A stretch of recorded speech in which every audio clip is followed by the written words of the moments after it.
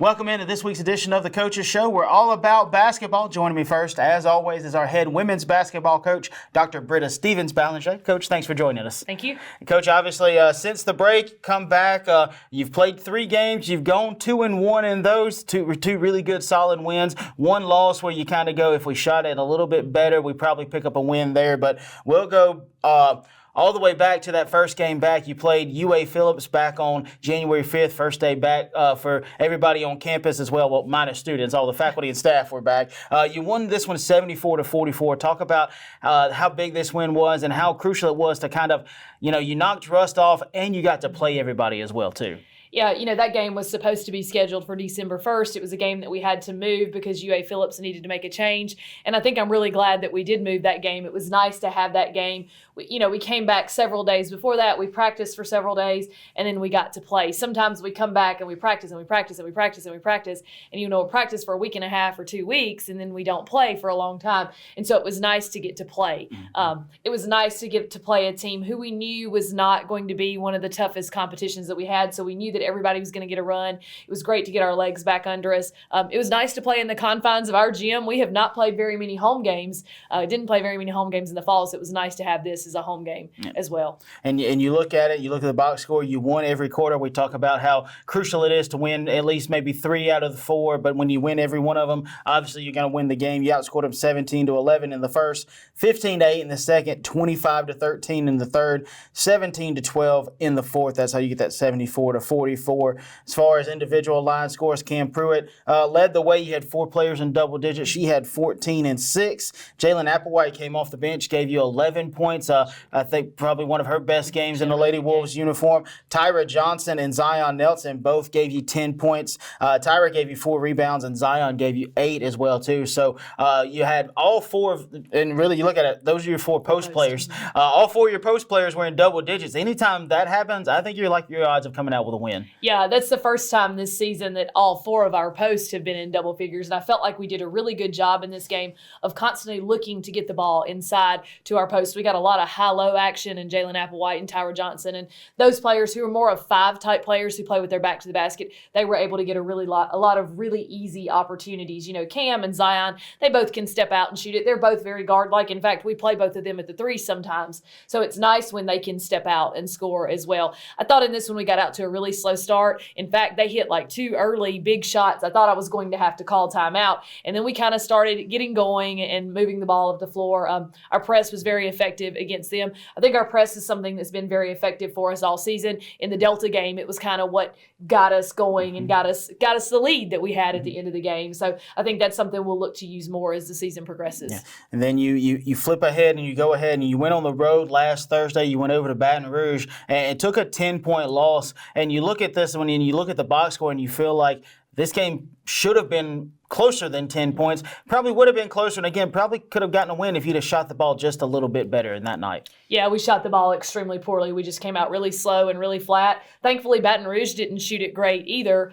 They got a big lead on us early in the game. We were able to chip back. I think it was a 4-point game at halftime, and then it was back and forth in the third and fourth quarter. It really didn't get away from us. They kind of got a big lead late. They hit 2 or 3 threes back to back, and our backs were kind of against the wall, so we were scrambling and chasing, but they hit a couple of really big threes. They shot the ball extremely well, probably better than I've seen them shoot it all season, and we shot it extremely poorly, probably as poorly as we've shot it all season. I also didn't think we did a very good job rebounding. We didn't get a lot of second chance opportunities, and when you don't shoot it well and you don't get second chance opportunities, you're not going to be successful and win games. I will say I thought we did a really good job defensively. We played a lot of man that night, and that's not something we've done. We held them to 61 points. When you hold a team to 61 points, you're supposed to win basketball games. So we just couldn't get that offensive end going against BRCC. And you look at the box score, and we talked about it in the last game. When you win all 4 quarters, you're more than likely going to win the game. When you lose all 4 quarters, your odds are not very good. But you want to put a little asterisk by that and make it a little caveat because, yeah, you lost all 4 quarters, but there was only one of them that was a 2-possession quarter.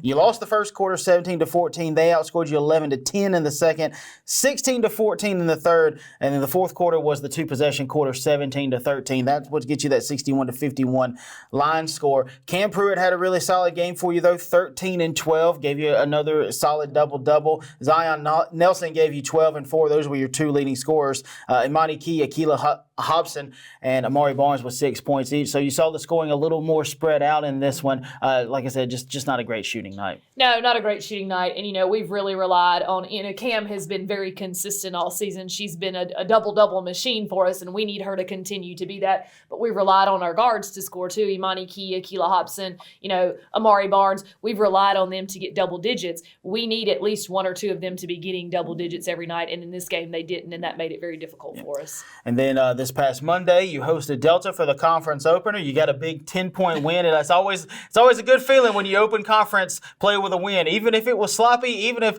some people might say it was a little bit of a struggle win because it was 50-40. I think I wrote in my write-up, both teams were a little sluggish just coming out of the gate. Offense wasn't where you wanted it. I heard you talking to the girls. You were not happy with the way you were shooting. Really weren't happy with the way you rebounded early in that game as well too. But you overcame some very sluggish and sloppy play throughout this game. And just talk about how the team showed some resilience in this one and found a way to win and really overcame a team that showed them a defensive look. You and I talked about this the other day. That's not something you've seen very often. They play a little matchup zone. It threw your girls off a little bit. Once they kind of figured it out, though, it kind of felt like the offense really flowed for you. Yeah, you didn't use the word I would have used for this game or for this win. I would say it was an ugly win. It was an ugly basketball game, and it was an ugly win, but we will take any win, any way we can get it. Pretty ugly. 5 points, 10 points, 1 point, whatever. This one was really, really close up until the very end. It was a 10-point win, but really up until a minute left, it was like a 2-point game. This is the first time in my career here that we've started conference play with a win. So that's huge. That's huge for our confidence. It's huge for our season. It's huge for us moving forward. Now we're not going into the next road game with our back against the wall going, we got to win this one. We got to win this one. We need to win it, but there's not quite as much pressure. There's a little bit more, relaxed moving forward to East Mississippi. I really was proud of our tenacity in this game. I really was proud of our competitiveness. Even though a lot of things didn't go our way, we continued to compete and we continued to fight. We continued to guard. We held Delta to 40 points. That is a really, really good defensive effort. We were plus 11 on the boards. That's a really good effort on the boards. In the first quarter, we were not. It was a 6-6 ball game at the end of the first quarter. Scotty Parker was officiating the game, and I looked at him at one point and I said, is this the worst game you've ever officiated? Because neither team could score. Nothing was falling. Both teams were playing really well defensively. Mississippi Delta, Coach Banks does a really good job with her kids and a really good job with her matchup zone. It's not something really anybody else in our league runs. She runs a 2-3 matchup, and our kids are looking at me going, what is it? It's a matchup zone. We practiced it, but it's very hard to simulate what they do. And we had our guys come in on Sunday night and we worked on it, but having them come in and simulate that is not the same as playing against a team who practices that every single day.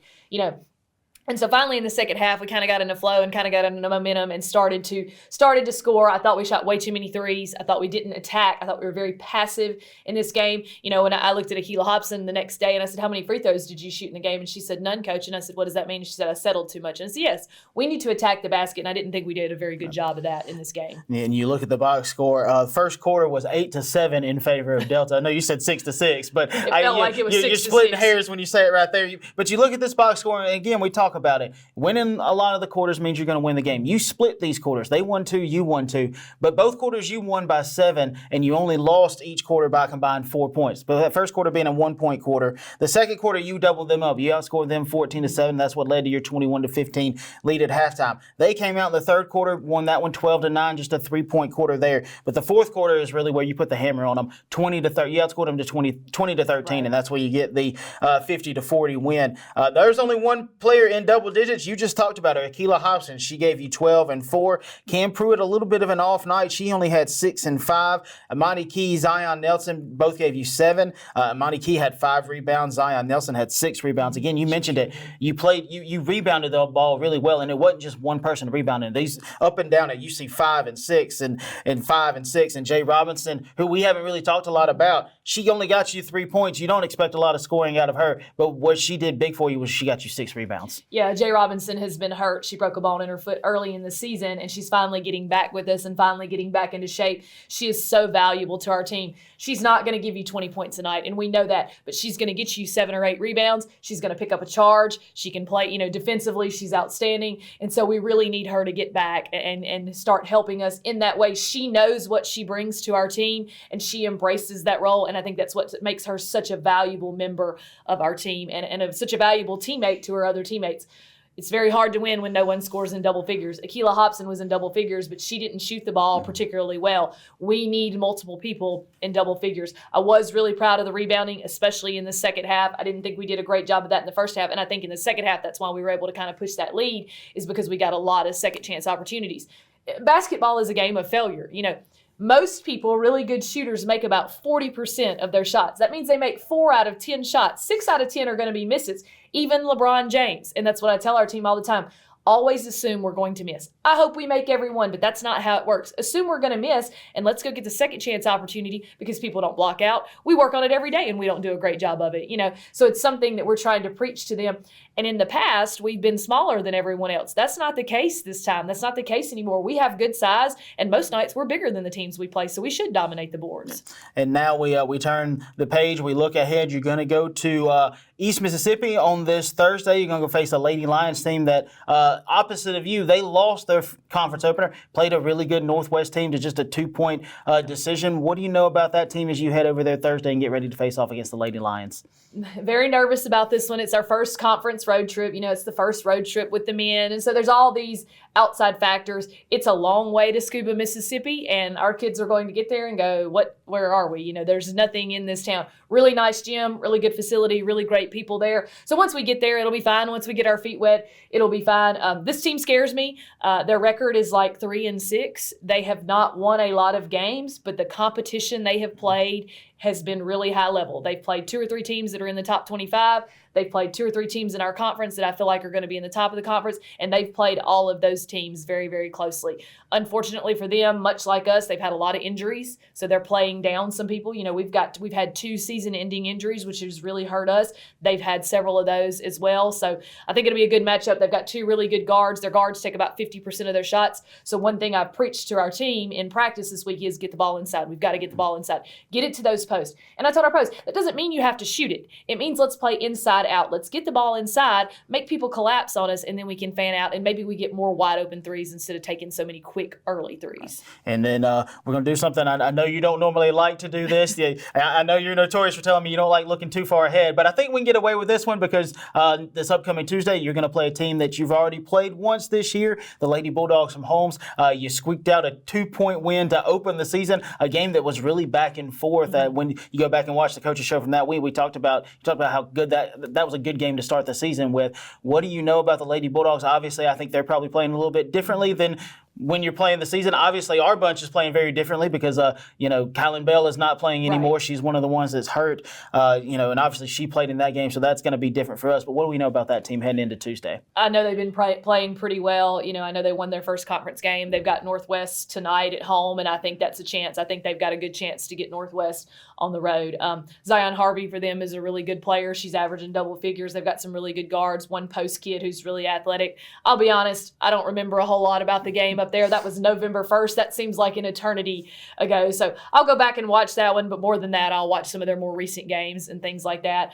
It's at home, so that's one. We feel like we have to get the home games. Our road schedule is a gauntlet. You've looked at it. We go 2 East tonight. The next Thursday we go 2 at Awamba. Then we go 2 Northeast. We're talking about 3 hours, 4 hours, and then 5 hours on the road. It's very difficult to ask any team to get off the bus and win when they have to ride 5 hours. So we need to win the home games. The more wins we can stack early, the less pressure there is for us when we get off that bus after 5 hours, instead of looking down the barrel and going, we got to win this one tonight. Hey, we need this one. But we've got some wins banked too, just in case it doesn't go our way, or shots don't fall on the road or things like that. So the Holmes game is one we need. I think it'll be very difficult. I think they're a good team. I think they're playing really well right now. All right. Well, we look forward to talking with you next week. Hopefully, we're talking about another pair of Lady Wolves wins. But until then, Lady Wolves go 2-1 in their opening 3. Coming off the break, beat UA Phillips 74-54, lose to Baton Rouge 61-51, beat Mississippi Delta 50-40. The Lady Wolves and Wolves will be on the road at East Mississippi on Thursday. Scuba will have the tip-off at 5:30 and 7:30. We'll give you the live stream details as they're available. And then next Tuesday, not on Monday. Again, conference rule, we don't play on MLK Day. That's this upcoming Monday. School is closed as well, too. So everybody gets a nice little holiday break. We'll play on Tuesday against Holmes, 5:30, 7:30 tip-off as well, too, for those. And we'll have the live stream on CoLinAthletics.com for you on those if you can't make it out to that. Stick with us through the break. We've got men's basketball after this. They're on a heater, and we're going to talk to one of their coaches and talk about all that afterwards.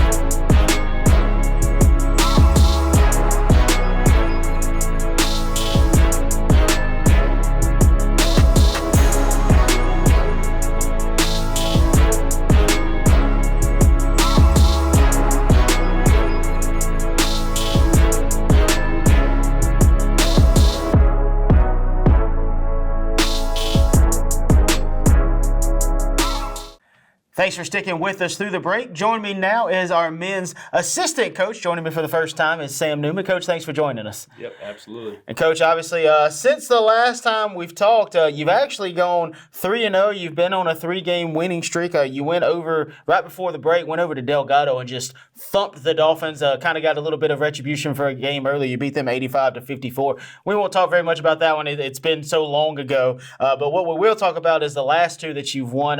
You came back after the break, knocked some rust off, and played Florida Coastal Prep, a game where you won by 40, and the box score kind of proves this one. This one really is what it was. It was a 40-point beatdown. Mm-hmm. Yeah, we came back, and we had a good week of practice going into it, and I think it was one of those games where we wanted to be able to knock some of that rust off, like you said, and be able to kind of get everyone involved. We played a lot of guys. Pretty even minutes that game, and that's what we're aspiring to get to, is get more guys where we can play 10 guys and be able to play, because you see how we play. We guard, we get up, we want to pressure you, and so we want to play more than 6-7 guys. We want to play 10 guys, and so it's a good opportunity to be able to play like that.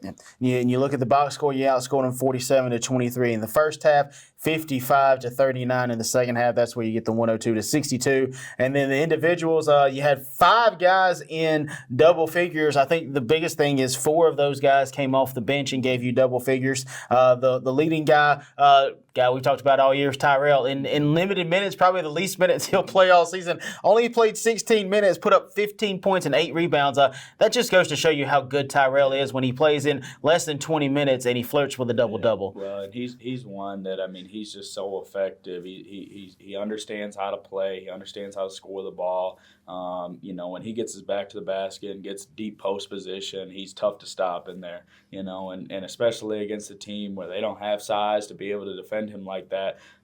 We harp on him and get him the ball every single time. Yeah. And you look at it, not only did you have 4 other guys in double digits, Caleb Crozier had 14, Stephen Watkins had 12, both of them probably their best scoring outputs in a Wolves uniform. Morris Hammond had 11, Dylan Craigett had 10. Like you mentioned, you got to pretty much play everybody that you wanted to play, and I think the good thing is everybody that got in this game got some points on the board as well, too. Even if it was just like 2 points from JaMychal Green, I think Mike still played a great game. He gave you a lot of good things off the bench. So everybody really contributed in this win. Yeah, and I think, for Caleb, that was good. He missed about 2-3 games going into the break. And so for him to come back, it was a long layoff for him to come back and to be able to score like that. And Steve, Watkins has been a guy that we feel like is going to be a contributor for us down the stretch here. And like I said, we feel like we can play 10, 11 guys, and that's our goal here. Now, again, you got to earn it every day in practice. You got to show us every day consistently you can do it,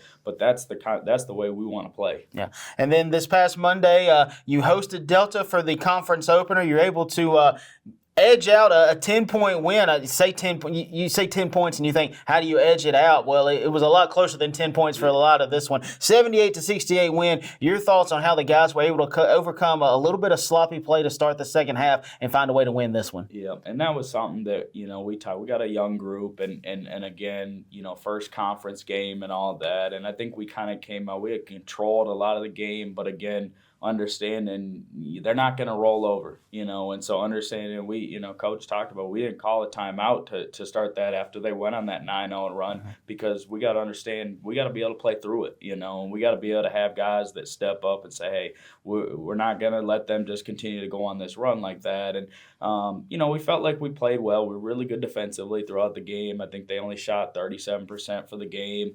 Offensively, we made some timely shots at the end to be able to kind of stretch the lead out. But I think, moving forward, again, we got to continue to grow at both ends of the floor. And, again, not have those lapses where you come out and you allow them to go on a 9-0 run to start the half. I mean, that's, again, we talked about preparation, how we warm up going into the second half. All those things work together. Yeah, and you just mentioned that you outscore them 39-30 in the first half, but as you mentioned, they came out red hot in that second half and really kind of closed out the first half, kind of carried over momentum. I think it was like 10-7 run to close out the first half. So you look at it, maybe the last, in football you talk about that middle eight, but maybe that middle eight in this basketball game, they kind of outscored you 19-7, and that's kind of where they were able to make the difference. And once it got to be tied at 39-39, it was kind of a little bit of a classic boxing match. It was punch, counter punch. There was a stretch where you both scored 11, and it was tied at 50 at one point, and then again down the stretch you're able to outscore them 28-18, and really that made the difference. Like you said, I think it was the defense. You had a couple of big threes, had some really good plays by guys who really stepped up for you.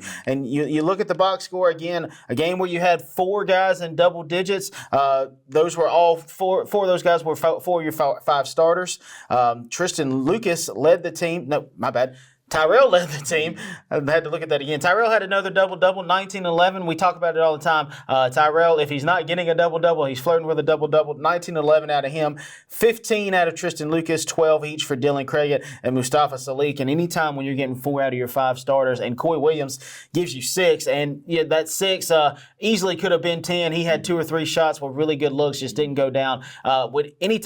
Again, anytime you're getting 4 out of 5 guys in double digits, you like your odds of winning that one. Yeah, and that was our thing. I mean, in Coy, he had 7 assists there, and we thought that was big. I mean, we always talk about he's the glue that holds all of our guys together, and is a guy that sets everyone up. And again, that's how we want to play. We want to have multiple guys in double figures, and we need a little bit more bench production. And again, it's from game to game. We got to figure out how to play and understand that, man, we need more than just 7, 8 guys. We need to have a lot more guys, involved. But again, you earn that every day, and you earn that trust and ability to do that. Yeah. And now you turn the page away from that win. You look ahead. You're going to go on the road this Thursday, first road test in conference. I think the good thing is for your bunch, they are road tested. They know how to get off a bus after 5 hours and go play. Fortunately, this isn't a 5-hour trip, about 3 hours. You're going to go over to Scuba and play the East Mississippi Lions, a Lions bunch that fell to the Rangers in their opener. So they're hungry for their first win. Your guys are hungry to keep it going. What are you expecting out of the Lions out of this one on Thursday? It's going to be a battle. They're East Mississippi's a talented team. They're an older group. They got a lot of guys that are sophomores that have been around a little while. I think we're ready to go. Again, that's why we wanted to challenge our guys early by not just playing a bunch of home games. As much as we like playing here in Weston, we want to test our guys and prepare them for this conference schedule. They got a talented group. Like I said, East Mississippi's got a good group. They got a lot of guys that they got great positional size. They got a lot of guys that understand how to play and have been playing a while. But again, I like our group too. I like what we're going to be able to do against them. And then next Tuesday, this game would normally be played on a Monday, but Monday is MLK Day. So school is closed. Conference rule, we don't play on MLK Day. So Tuesday, you will play Holmes. Bulldogs are going to come over here. What do we know about that bunch? I know y'all don't usually look too far ahead, but probably have seen a little bit of tape on the Bulldogs by now. What do you know about that bunch? I know they got a good team. They've been playing really well so far. They went up to Northeast and really handed it to them up there. I know they got a lot of older guys on their team, and the name of the game in this league is to have some experience. I think that we've been able to grow up fairly quickly, through our schedule so far. And again, it helps when we got Tyrell in the middle. I mean, he plays like he's been playing 3-4 years in college, and so I like our group against anyone. I think they're a talented group, but again, having them at home is going to help, and that's going to be a big game for us. All right, Coach. Well, we look forward to talking with you or Coach Bolden next week. Hopefully, we're talking about a 5-game win streak, as the guys are on a 3-game win streak dating all the way back to their last one in December. Beat Delgado 85-54. Came back from the break, beat Florida Coastal Prep 102-62, and then this past Monday beat Mississippi Delta 78-68. The guys and the girls will both be on the road at East Mississippi, 5:30, 7:30 tip-off for those games in Scuba, and then 5:30, 7:30 tip-offs on Tuesday, January 20th against Holmes.